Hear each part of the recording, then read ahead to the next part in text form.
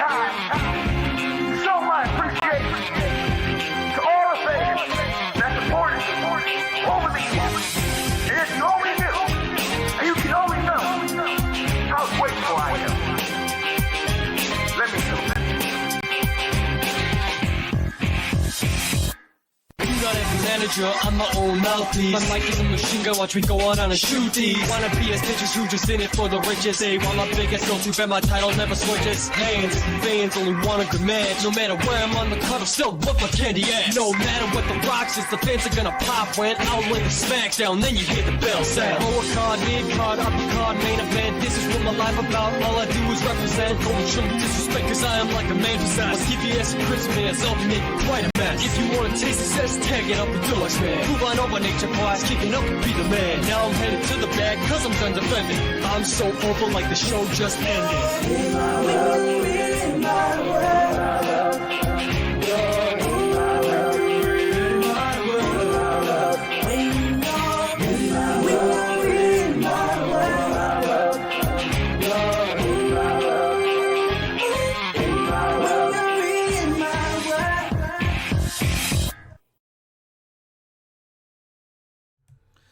Welcome to Alyx's World, a safe space for wrestling fans like you.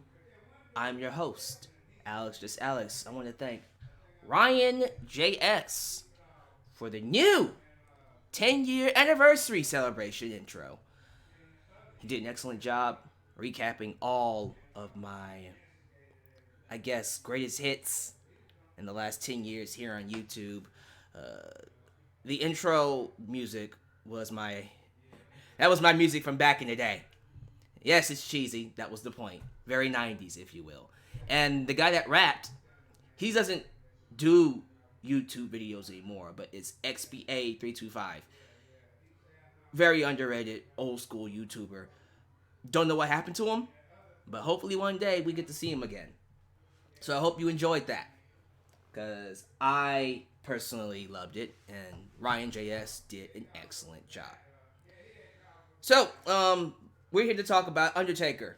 This is Chapter 4, the Chapter 4 review for his series.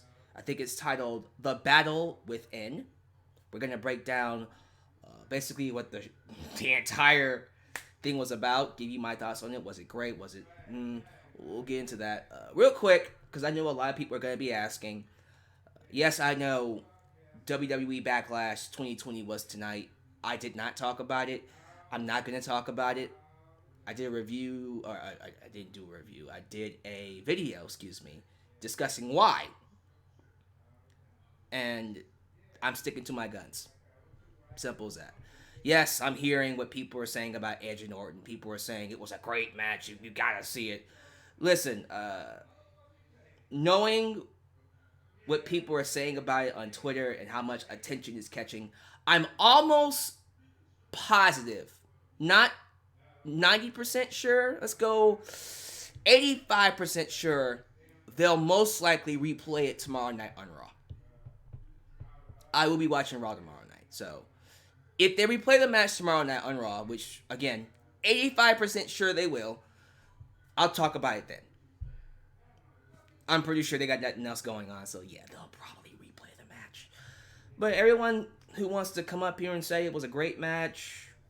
Listen, I enjoyed their WrestleMania match.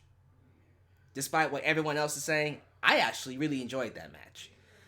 This is Edge and Orton, two of the greatest of all time. Despite the horrible tagline, I'm pretty sure they were going to have at least, B+, maybe A- quality match? That goes without saying. But I didn't watch it because I knew my biases. I knew how I would perceive it.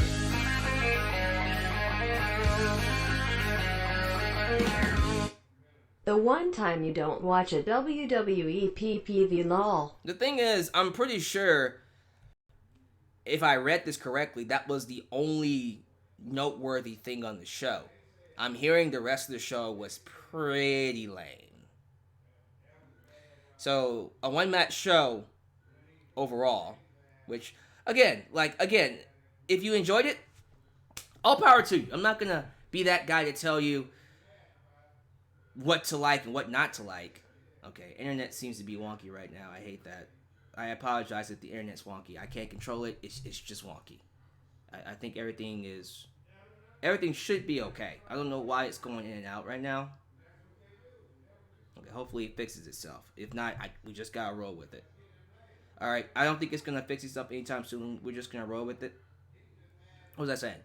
Oh wow, it went bad that time. The thing is, Edge and Orton, they're one of the greatest of all time. They're gonna have high quality matches. Period. But I knew my biases, and I knew if I watched it, I wasn't gonna get over the fact that it's not gonna be the greatest match of all time. That tagline is death. They had pumped in crowd noises apparently. That would have taken me out of the match, honestly. I hate that. I hate when they do pumped in crowd noises. Some people say add to the match. And then we had, what else? They had Howard Finkel do the ring announcing. That doesn't bother me. That actually sounds really good. I actually want to hear that. See how that came across. They had blood. They had what? They had them do the greatest hits. Certain Legends finishers. It was a nostalgia match. They played on nostalgia. Which is fine. It's okay. And they brought back the punt too. Yeah, like I can see why people say it was a great match. But I know me. So I'll watch it tomorrow night if they replay it on Raw. Again, 85% sure. But we're going to talk about Taker and his documentary. And hopefully the internet will get in shape because I'm very worried that this stream is not coming across very well. If it's going in and out, I can't control it. I'm sorry. I can't control it. It is what it is. Alright, so just gonna give some quick shout outs to the people here in the live chat. I want to say hello to Tino, Mega, Firestar Heart, Adam Ritter, Elias Ademi, Dynasty. Okay, let me catch the rest of the crowd here. Apparently, it's not showing everyone here in the chat. Again, I can't control if it's going in and out. I'm sorry if the internet's just very wonky right now. I'm actually very disappointed in it right now. It's kind of getting on my nerves. Victor Velasco, our Super Chat champ. Meet God. Young Deku. We also got Max Phoenix. We got JoJo. Just straight up JoJo. Let's see. James H. Okay. Did I say, oh yeah, Mr. Krabs? Well, oh yeah, Mr. Krabs. Nathaniel, Q-Dog in the house, True Fire 901, Money Game, Money Game Benji. Here's the thing, I'm not expecting a big crowd for this review. I know everyone else is watching the other big podcast YouTubers talk about Backlash, so they'll catch this probably afterwards. And I'm cool with that. Thank you all for joining me, those of you joining me live. Oh, and if you're new, as always, be sure you like the video, subscribe, click that bell to catch all my content when it goes out. When it comes out. Be sure to help expand the brand by doing the following: liking me on Facebook, following me on Twitter at VX1, Alyx's World. Donate using PayPal, Patreon, and yes, super chats are officially on. You can donate a super chat at any point in time during the podcast. You will get a jingle and your chat read live on the air. Follow me on Instagram. Check out the subreddit. Email me at justalyxsworld@gmail.com. And don't forget to buy yourself a t-shirt today at Pro Wrestling Tees. We got the old school Deluxe Man t-shirt for you throwback fans. And the new school Alyx's World shirts. Right now. Fresh out the box. Stop. Look and watch. On Pro Wrestling Tees, and of course Teespring. So, when it comes to Chapter 4,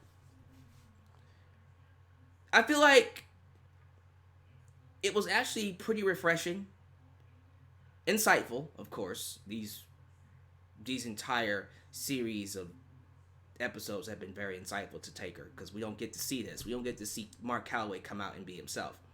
But this one I felt was really telling on who Mark Calloway is and what he does and why he loves his business so much. You get the sense with Chapter 4 that Mark Calloway, if you don't catch anything at all, loves the wrestling business. It's not that he's just loyal to WWE. He loves the business. And it's, it's actually really good. Really, really, really heartwarming to see that. To see that kind of passion, that kind of love come out from a legend in the business. So let's just break everything down from the start. It first opened up talking about the creation of Taker. And how, even though he wasn't wrestling, he would always play Taker. He would go out to contract signings. He would go to these talk shows, still in character. And he did that for, I dare say, a decade or so? Probably more than a decade. He did that for a while. Every time he was interviewed, every talk show, every appearance he made, he was Taker. He was in character. Very old school. Kept kayfabe alive. He kept it on 100. We hear this saying all the time that, the best wrestling characters are basically being themselves but turned up to 100. Taker never stopped. He never stopped turning it off. He was always at 100. And I think, it just goes to show you how important and how monumental it is that he's actually coming out as Mark Calloway. And they also go on to talk about, him actually breaking away from this kayfabe rule recently. He just recently started. And just going out as Mark Calloway now. He just kind of stepped away from playing the persona. And now when you see him out in public, he's just Mark Calloway. They talk about his... and I'm happy they talked about his time with Paul Bearer. His relationship with Paul Bearer. The late, great Paul Bearer. And very instrumental to Taker's career. Very, dare I say, Scottie Pippen-ish. We all say that Michael Jordan wouldn't have 6 rings without Scottie Pippen. Well, yeah, I feel like I would dare say Paul Bearer was the Scottie Pippen to Undertaker. To Undertaker's Michael Jordan back in the day. I don't think that act would have gotten over without Paul Bearer. I feel that way. Maybe you disagree, but that's how I feel. And then they move on to Starcast 2. So those of you who don't know the story, last year, Undertaker signed on to do an appearance at Starcast 2. A fan convention. They were going to pay him to come and do table sits, sign autographs, panels, the whole 9 yards. And as you guys know, that weekend ran parallel with AEW's Double or Nothing in Las Vegas. And when Vince heard about it, he just assumed that, oh, are you going to go work for the other company? And they talk about in the documentary how that drove a wedge between Vince and Taker. How Vince and him just stopped talking. Because Taker basically said, I'm going to do whatever the hell I want. I'm the Undertaker. You're not using me. I'm not wrestling anymore. Let me do what I want to do. But since Vince threw a hissy fit, he forced not just Taker but Kurt Angle to cancel their appearances at Starcast and not go. That pissed Taker off, and they just didn't talk for a while. Now, eventually they would go back and, make up. But for a time period, yeah, that was it. They were not talking whatsoever. And I do like that we're seeing Taker just come out and give his true feelings about things now. He doesn't hold anything back. Because a lot of people in WWE, they have this corporate speak, or they have this corporate veil over certain situations. They don't give us their true opinions. They don't really call it. There's always that idea of, we're not gonna say what we really feel. We're gonna toe the company line. And that's okay. I get why they do that. They gotta get paid. Taker doesn't do that. Taker tells it like it is. And I appreciate that.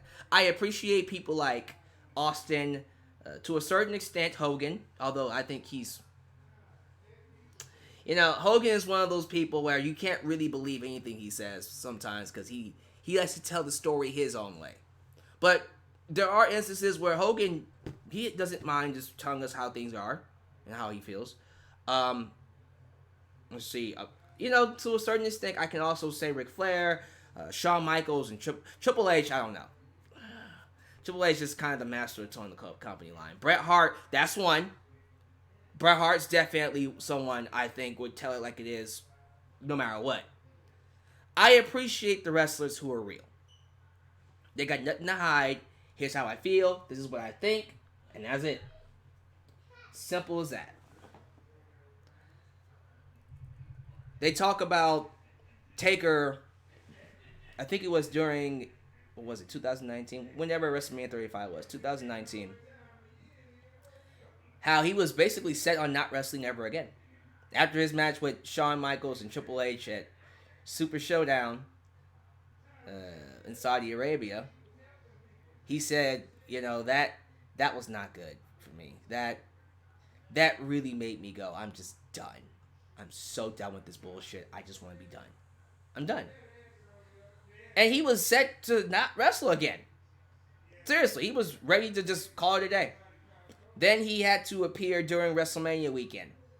And he literally watched the entire show from the gorilla position. And it was easily one of the hardest things he ever had to do. He said that. It was one of the hardest things he had to do. Because it was him having to come to the conclusion that as much as I want to be done, I should be out there. He loves it too much. He loves it too much. He feels like he still felt like at that time, I can still do this. I can still have a match of the year candidate. I can still go out there and perform. So of course he got the call from Vince McMahon not too long after that. Hey, can you appear on Monday Night Raw? Guess what happened? He appeared on Monday Night Raw to choke slam Alyx. Of course he did. And then we begin the build to his match with Goldberg. Saudi Arabia, Super Showdown 2019. Everyone knows about it. Everyone knows what a train wreck it was. Everyone knows how it almost practically ended the Undertaker's career. Goldberg lifts up Taker and drops him on his head, almost basically giving him like a career-ending injury, breaking his neck. Pretty sad. Well, Taker talked about it, and like I said before, he held nothing back. He thought it was awful. He thought it was a train wreck. He was extremely disappointed in the match. Goldberg and himself. Both him and Goldberg were disappointed in each other, but yeah, it was just not a good match. And he even talked about how he really was in a bad mindset after that match. That match not only tore him up physically, he said he had back problems for a while after that, but he said mentally he was beaten down. He said, this is not good for me. Like, he was thinking just negative thoughts. He already was booked for Extreme Rules, but he actually tried to back out. He was like, I don't even think I want to wrestle anymore. I think this is it for me. I can't do this no more. It was a very, very bad spot for Taker to be in. And I think that played into what would eventually happen in Extreme Rules. And as you guys know, he did come back in Extreme Rules. He had a tag match with Roman Reigns, taking on Drew and Shane. And I can recall the match myself. I thought it was great. I thought Taker looked extremely magnificent. I thought he looked like old school Taker for a while. He moved fast. He was nimble. He was quick. He didn't look old. Easily one of his best performances. Easily, without question. And I think with him going through that, it was one of those things where it's like, okay, I'm most likely not going to have this performance again. And I learned my lesson from the last 2 times where I could have called it a day. I think this is it. So the chapter basically ends with Taker going up to Vince and going, "Yeah, I'm done." Yeah, he actually went up to Vince McMahon and said, "No, I'm done. I can't do this no more. I think I'm gonna call it a day." And Vince said, "Well, I'll follow your lead." And that was the end of the chapter. Taker told Vince, "That's it." And I think next week the final chapter. I don't think they said that. Maybe someone in the live chat can tell me, but I'm pretty sure they said, "Yeah, next week is the final chapter. This is it. We don't have to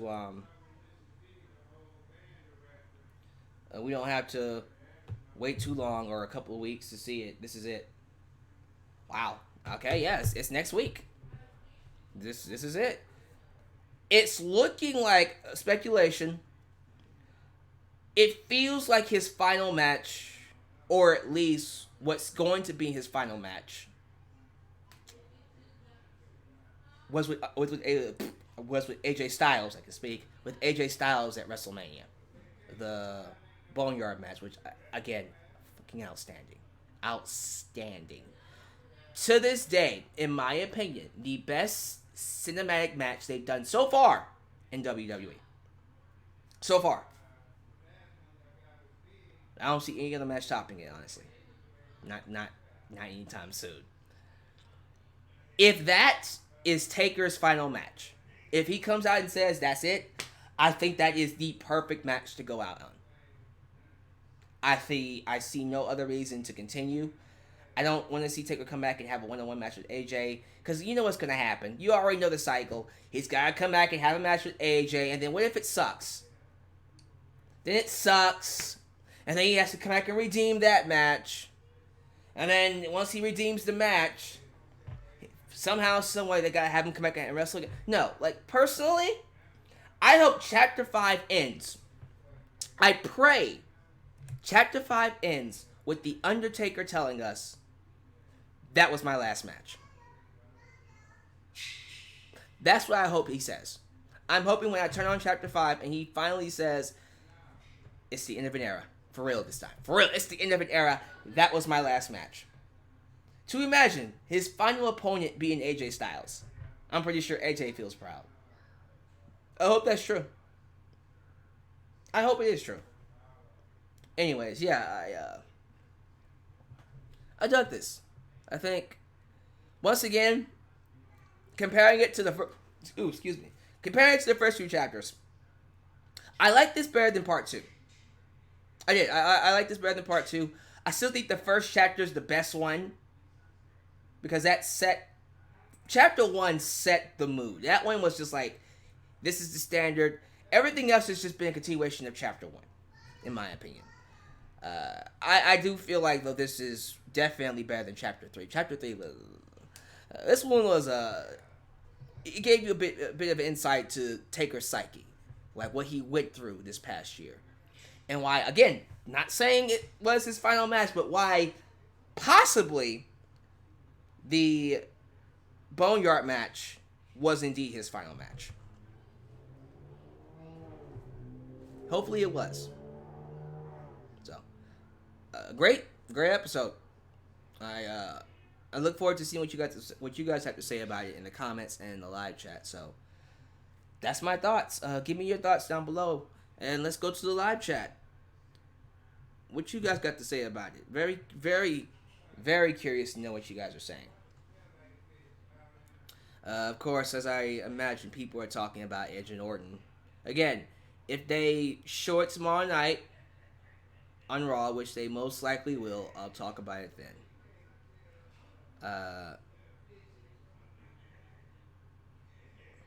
Okay, well, there's nobody here. I mean, it is what it is. I'm not tripping about it.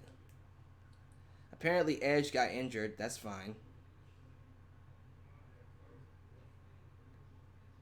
Let me read some comments here. I can't scroll back up. Victor Velasco says, "I hope that part 5 is his retiring." Yeah, so I kind of figured that we wasn't going to have a big crowd tonight in the live chat, because I know everyone else is watching the Backlash reviews, and that's okay. Nathaniel Luigi if Taker does announce his retirement on next week's episode, I might cry. Dude, what a way to go out. Charles says, I will be happy if that was his final match. The Elite Squad, Backlash is a C+ show. Okay, yeah. I mean, I knew what was going to happen. I understood what I was doing when I was doing this review. I mean, yeah, this review during a pay-per-view night, so it is what it is. I think Taker might have one more match in Survivor Series. If that, then I think he's done. Again, that's kind of why I said what I hope to be his final match was the one at WrestleMania. But if he does have one more with AJ Styles at Survivor Series, no matter what quality you get, let that be it. Yandeku says he should be a backstage manager. He should. I think that'd be a good role for him. He should be a trainer. So, alright, listen, I'm not going to be up here too long. Internet's going crazy. Yeah, I'm not too happy about that alone, but I said my piece, and everyone else is talking about Backlash, so we're going to go ahead and put an end to this. Hey, thank you guys for being here for me. I'll be back tomorrow. We're going to go back to Raw reviews because we're getting into SummerSlam season. And I do want to get back into the swing of things, so don't worry. I'm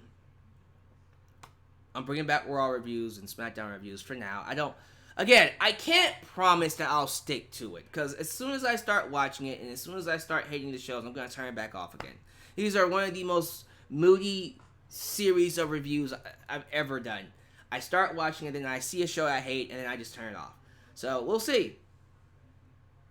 But I wanted to talk about Taker's career here. I wanted to talk about Chapter 4, and I did. So, there you go. Thank you all for watching. I hope you guys have a great Sunday night. And this is Alyx, just Alyx signing off right here in Alyx's World. I love you all. Take care. Peace out.